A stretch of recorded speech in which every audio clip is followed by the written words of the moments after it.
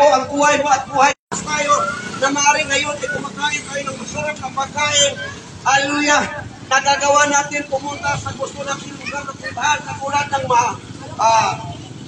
mall kung saan man. Magagawa natin na pumunta sa lugar na yun. Yes, magandang po yun.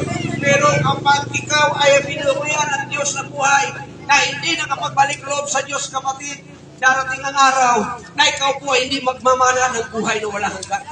Ikaw po ay hindi magmana ng kariyan ng Diyos. Hallelujah! Sino dito? Kasi ang sabi ng Bible sa 1 John chapter 1 verse 8, ang sinong nagsasabi na siya'y walang kasalanan, dinadaya niya ang kanyang sarili. Wala sa kanya ang katotohanan. Hallelujah! Kahit sabihin natin wala akong ginawang masama, kapatid. Yes, tama yun, wala tayong ginawang masama, pero kung ang buhay natin, puno ng sama ng loob at galit at hinanakit sa ating magulang, sa ating kapatid, sa ating nanay, sa ating tatay, sa ating binan, sa ating manugang, sa ating kapamilya, kaibigan. Hallelujah! Kapatid, ito po ay kasalanan. Kaya ang sabi niya sa Bible, sa Ephesians chapter 4 verse 31, hallelujah! Alisin na ninyo ang lahat ng samang loob, pot, galit, hindi at hinanakit. Huwag na kayong mampupulyal, huwag kayong manakit ang damdamin ng kapwa, at ito po ang maraming nangyari sa maraming Kristiyano ngayon. Hallelujah! Lagi ko na sa simbahan, tuwing araw ng linggo na sa simbahan, banal pagdating sa simbahan, pero pagdating sa labas, hindi na naging banal. Hallelujah! Sa pagdating sa simbahan, banal, pagdating sa labas, hindi na banal. Bakit? Kasi muli gumagawa ng kasalanan. Kapatid, sabi po ng Bible, ang sinong mang nagpatuloy ng paggawa ng kasalanan ay sa diablo. Ito yung kanyang sinasabi ng salita ng Diyos sa 1 John chapter 3, verse 8 to 9. Hallelujah! Sapagkat sa pasimula pa ang diablo ay nakakasala. At kapag ito ay lagi natin ginagawa, kapatid, hindi rin po natin masabi na ikaw at ako ay anak ng Diyos. Hindi rin po natin masabi na ikaw ay banal. Hallelujah! Kung ang kasalanan nito ay patuloy natin ginagawa, at kapag ito ay patuloy natin ginagawa, hindi po tayo sa Diyos, tayo po ay sa diablo.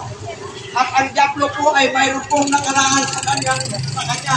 Pagdating ng panahon ng judgment, ang diablo ito ay ilalagay doon sa nagniningas na apoy at asupre, na kung saan doon siya araw at gabi ay parusahan.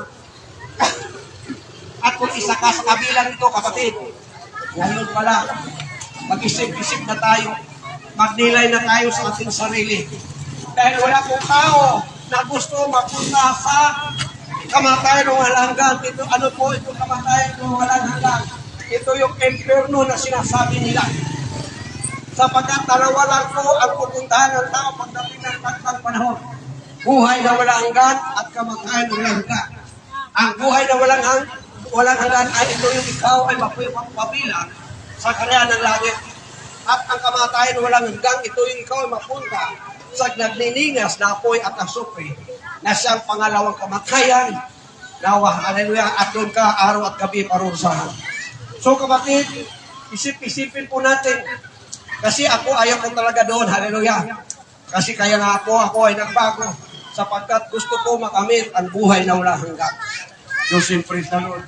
Dahil hindi natin alam, maaari ngayon bukas, bawian tayo ng Diyos ng buhay. Dahil sabi po ng Bible, sa Job chapter 34 verse 14, kapag binawi ng Diyos ang hininga ng tao, siya ay mamamatay at salabok ang tungo. Hallelujah! Sapagkat ginawa nilalang ng Diyos ang tao mula sa alabok ng lupa, hiningat ang kanyang mga butas ng ilong at nagkaroon ng buhay ang tao. Ang buhay mo at ang buhay ko, yan po ay binigay ng Diyos. Kaya kung ikaw at ako habang tayo buhay, habang hindi pa kinuha ng Diyos, ang buhay mo at ang buhay ko, o kapatid, mag-isip-isip na po tayo. Kasi anytime, pupunin ng Diyos ang buhay mo. Dahil ang Diyos po ang nagpapakalakan ng buhay ng bawat isa. Sabi po ng Bible sa Job chapter 12 verse 10, hallelujah, ang Diyos ang nagpapalakad sa lahat ng bagay at hawak niya ang buhay ng bawat isa. Hawak ng kanyang kamay ang buhay ng bawat isa. Ito po yung sinabi ng salita ng Diyos. Kaya wala po tayong hawak na sariling buhay natin. Yan po ang may hawak ng buhay, pagbuhay ko walang bago ang Diyos. Kaya habang may panahon pa kapatid, habang hindi pa huli ang lahat, habang tayo ay malakas pa at masigla at malusog, hallelujah, habang nag-enjoy tayo ng ating buhay, dahil po na mayroon tayo sa gana sa lahat ng bagay, ang lahat ng gusto natin ay ating makakamit habang may panahon pa tayo, kapatid. Ito na yung panahon na tayo, ikaw at ako, ay magbalik loob sa Diyos. Hallelujah. Sapagkat anytime ang Panginoon ay darating. Kung inyo pong mapapansin, ang mundo natin ngayon, hallelujah, ang mundo natin ngayon ay pinabagyo, palalakas na ulan. Kaya kung mapapansin nyo sa panahon natin ngayon, walang lugar sa Pilipinas na hindi binabaha. Walang lugar sa Pilipinas na hindi binabaha. Halos karamihan sa lugar ng Manila hanggang sa dito, mayroong lugar dito na binabaha. Dati-dati kung ating mapapansin, wala kang marinig na isang lugar sa Bulacan ang binabaha. Pero ngayon, kapatid, halos binabaha na. Maging ang Metro Manila. Hallelujah. At kanina nakita ko sa isang Facebook sa YouTube na ang China po ay pinagyo, pinayo ng bagyo. Hallelujah. Pero mo, signal number 8, na makita mo ang baha, grabe ang baha na nangyayari. Hallelujah. Kapatid, ibig sabihin, mayroon ng palatandaan na ang mundo natin ito, hindi natin alam na darating ng Panginoon. Pero mayroon siyang babala. Mayroon siyang palatandaan na bago siya dumating, ay magkaroon ng digmaan bansa sa bansa. Hallelujah. At huwag nawa mangyari na Pilipinas ay sakupin ng China. Hallelujah. Dahil kapag sinabot ng China, Pilipinas, hallelujah, tayo po ay under na communist country. Hallelujah. So habang hindi pa nangyari na yan, mga kapatid, huwag po natin natin na mayroon pang mangyaring masama. Hallelujah. Magkaroon ng lindol si Batbanda ko. Magkaroon ng tagutom. Hallelujah. Kung kaya ngayon mapapansin nyo, bakit walang bilihin ngayon na mura? Walang bilihin ngayon na bababa ang presyo. Halos ang bilihin ngayon ay mahal na. Kasi dahil sa kagutuman na nangyari sa buhay, sa mundo natin ito. Nagkaroon ng sakit at karamdaman. At ito yung kinatatakutan ng marami ngayon. Dahil mayroon na naman daw parating masigit pa ng sakit at karamdaman sa coronavirus. Alam niyo ba kung kapatid, ang tatamaan nun ay mamamatay.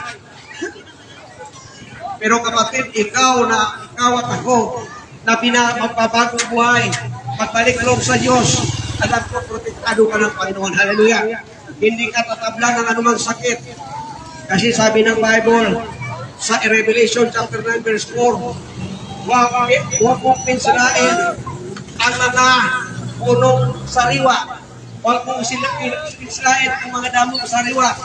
Sa halip, ang mga taong walang tatak ng Diyos sa kanilang loob. Hallelujah!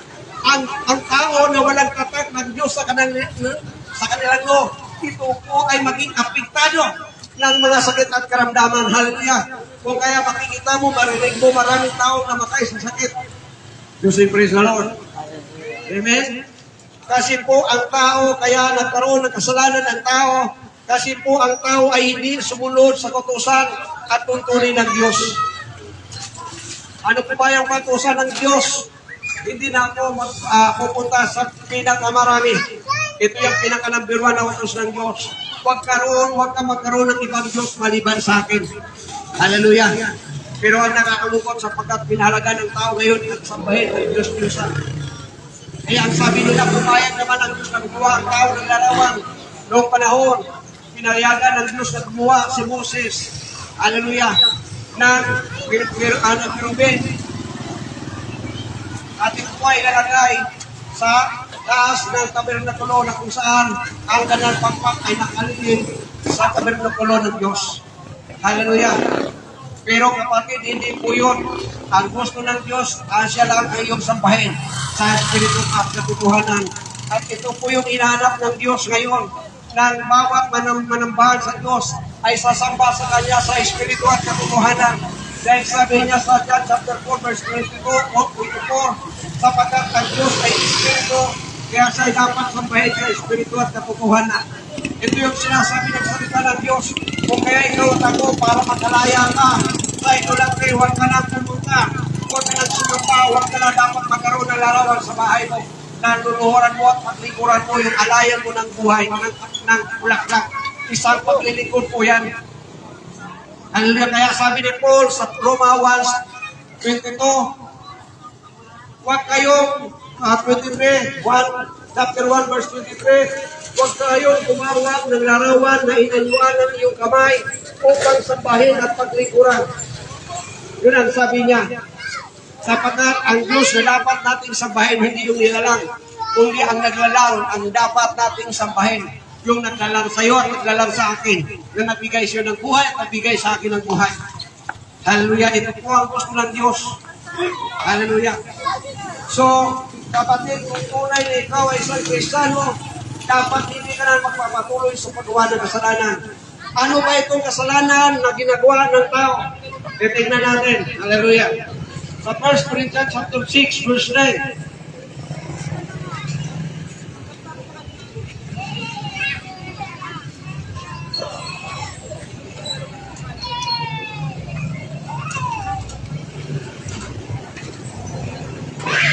Ito po ang sinasabi ng salita ng Diyos. Hallelujah. Sabi po dito, kung hindi ba ninyo nalalaman na ang mga liko ay hindi magsipagmana ng hari ng Diyos. Ang mga liko ay hindi magsipagmana ng hari ng Diyos. Ano po yung liko na pinagawa ng tao? Yung utos ng Diyos hindi natin ginawa. Yung utos binabaliktad natin. Yung utos ng Diyos hindi natin ginawa, binabaliktad natin. Ang sabi pa ng Diyos magpatawad, ang sabi ng tao paano magpatawad, inapi ko na. Hallelujah. Diyos and praise the Lord. At kapag ito ay natin, ginagawa natin, hindi tayo pagmana ng karan ng Diyos. Huwag kayong madaya. Ito maraming Kristiyano, maraming madadaya. Hallelujah. Kahit ang mga mapakiapin. Di ang mga mananamba sa Diyos-Diyosan. Yung mapakiapin, ano po yun? Yung babae at lalaki nagsasama na hindi kasal. Praise the Lord. Hallelujah. Amen? Dalaga at binata nagsasama hindi kasal. Yun po ay pakikiapin. Kaya kung mapapansin natin, ang mundo natin ay sinasalot. Dahil sabi po ng Bible sa Deuteronomy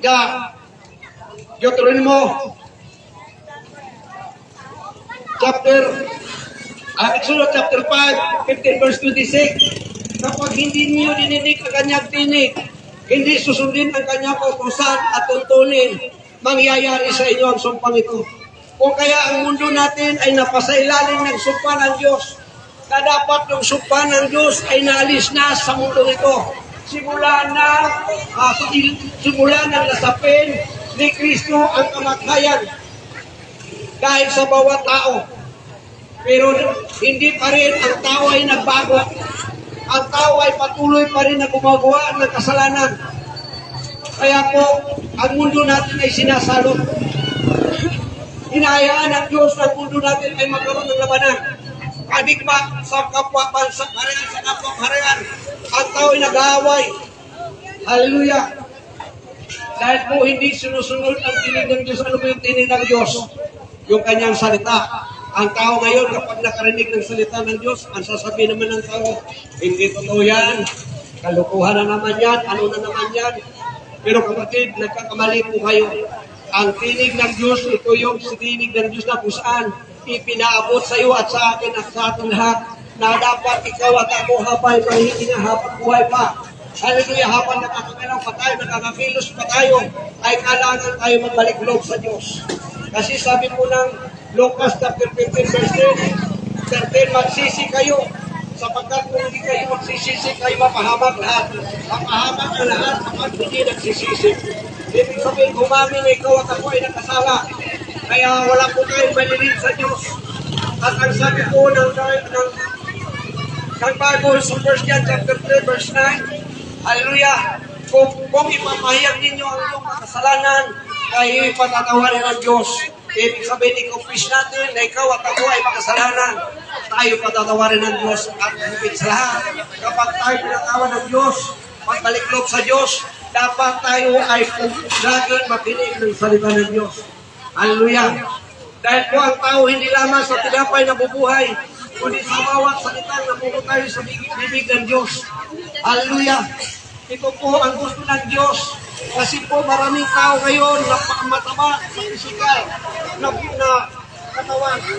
Pero pagdating sa spiritual na buhay, ay payat na payat.